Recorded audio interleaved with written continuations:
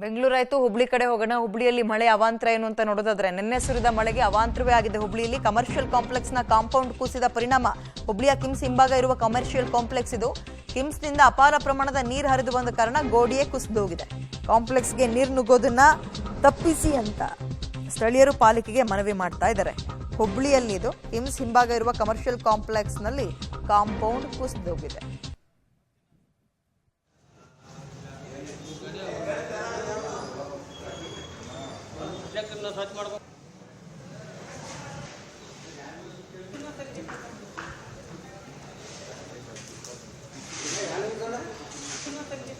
ನಿನ್ನೆ ಸುರಿದ ಮಳೆಯ ಅವಾಂತರ ನೋಡಿ ಇದು. ಹುಬ್ಳಿಯ ಕಿಮ್ಸ್ ಹಿಂಭಾಗ ಕಮರ್ಷಿಯಲ್ ಕಾಂಪ್ಲೆಕ್ಸ್ ಒಂದಿದೆ, ಅಲ್ಲಿ ಕಾಂಪೌಂಡ್ ಕುಸಿದೋಗಿರೋದು. ಕಿಮ್ಸ್ ನಿಂದ ಅಪಾರ ಪ್ರಮಾಣದ ನೀರು ಒಂದೇ ಸಲ ಫೋರ್ಸ್ ಆಗಿ ಹರಿದು ಬಂದಿದೆ. ಪರಿಣಾಮ ಗೋಡೆ ಕುಸಿದೋಗಿದೆ.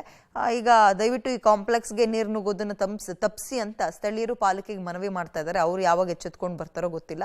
ಬೆಂಗಳೂರಿನಲ್ಲಿ ಮಾತ್ರ ಇಂಥ ಅವಾಂತರಗಳಲ್ಲ, ದೊಡ್ಡ ದೊಡ್ಡ ನಗರ ಪ್ರದೇಶಗಳು ಬೇರೆ ಬೇರೆ ಕಡೆ ಕೂಡ, ಅದರಲ್ಲಿ ಹುಬ್ಳಿಯಲ್ಲೂ ಇಂಥದ್ದೇ ಪರಿಸ್ಥಿತಿ. ತಡೆಗೋಡೆ ಸಂಪೂರ್ಣವಾಗಿ ಕುಸಿದು ಹೋಗಿದೆ.